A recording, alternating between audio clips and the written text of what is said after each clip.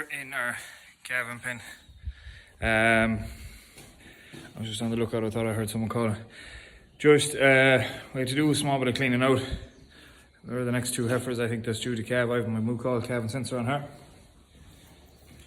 I have a date for her, and she is starting to soften down.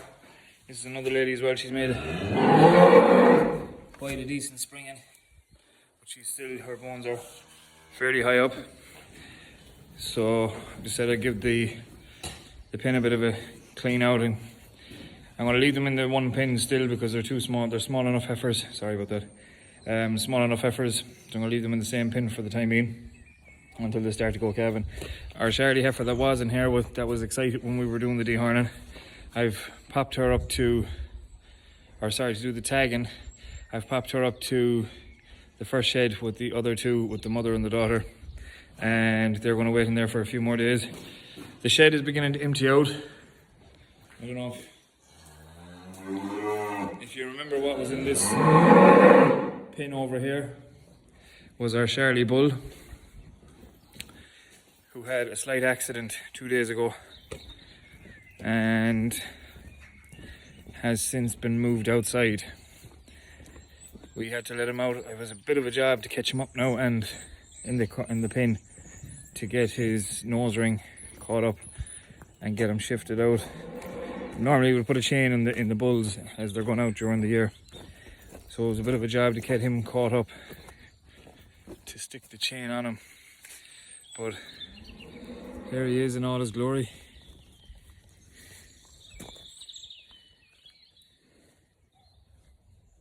To put a long story short, when we bought him, he had two small little corns on the side of his head, and we thought they weren't going to amount to anything.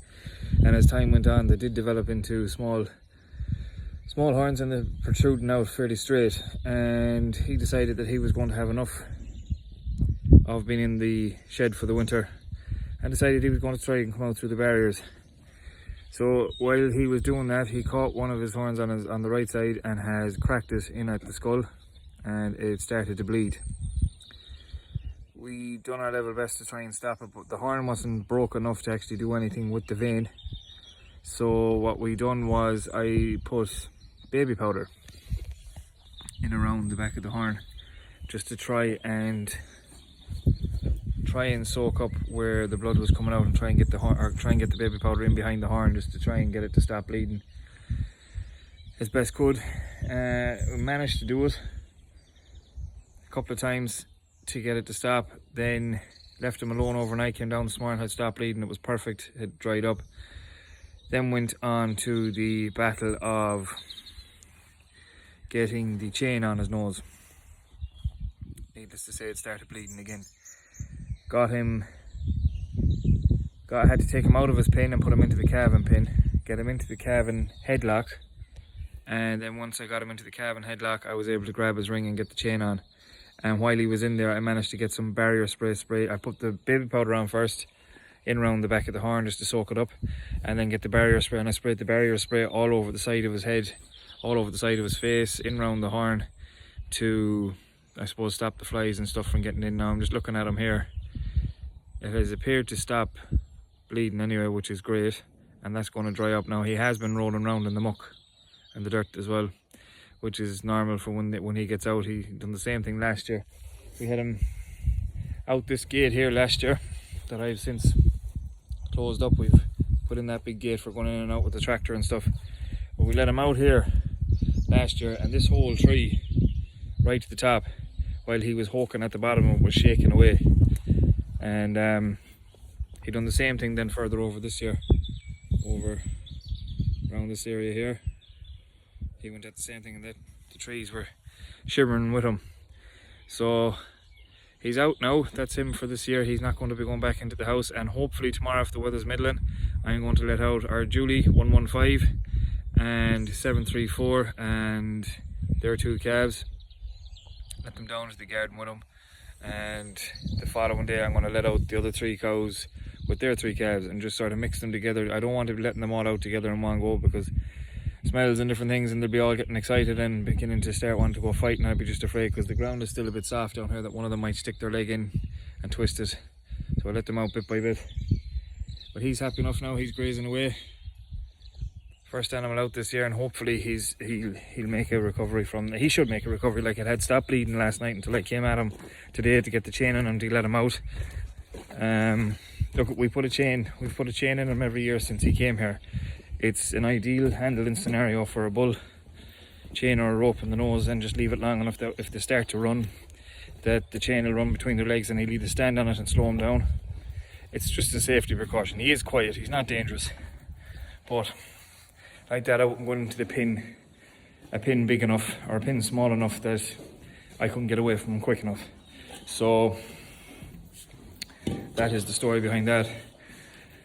He's out and he'll be staying out, and as the week goes on we'll be getting more cows out, so you'll be seeing in this video some of the cattle getting out and going around, seeing some of the new calves going around, and it'll be great. I cannot wait to start letting some of the animals out. It's the best time of the year when the animals are going out, not just because of the fact that the feeding is getting less and the jobs are getting less in the house, but it's the fact of just getting, you know, summer is coming when the cows are going out, and hopefully the weather's going to pick up, and we're going to get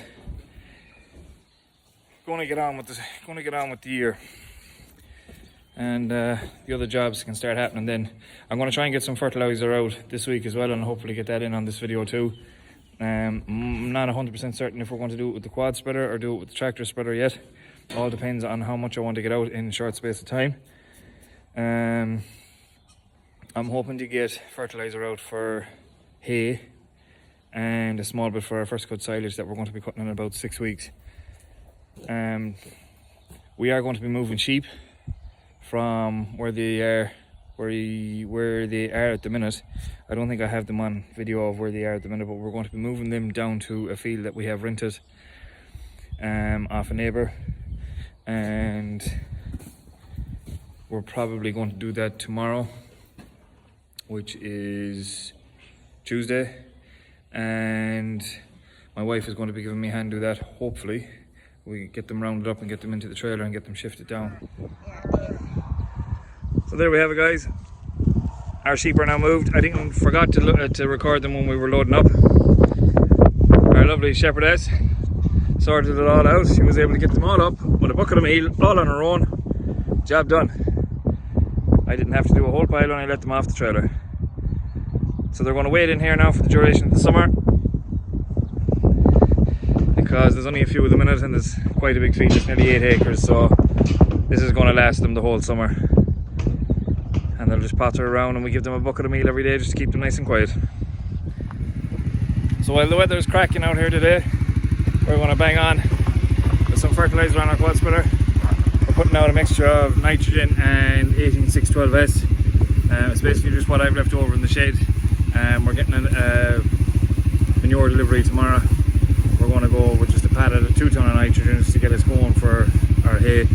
So I'm going to set the camera up, and you're going to see me do this little paddock down here. I'm going to skip through or do time lapse through the video, so that you'll be able to see me going around here just getting this paddock done nice and quick, and you'll see how I do it with the quad spreader and the quad bike.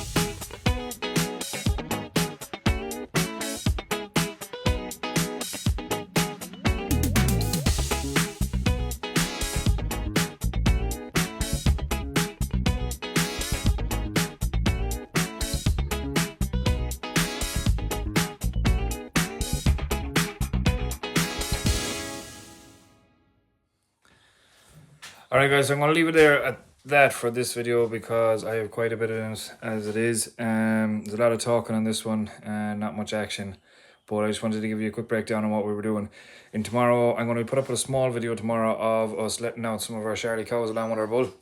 I'm just in here now this afternoon. I'm doing an early late feed for the calves just to get them squared away because today is mine and my wife's 10th year wedding anniversary. So I'm going to get finished up early and head up home. We're going to go for dinner with the kids and have a nice evening. So look guys, if you like the video, please give it a like, give it a thumbs up, subscribe to the channel.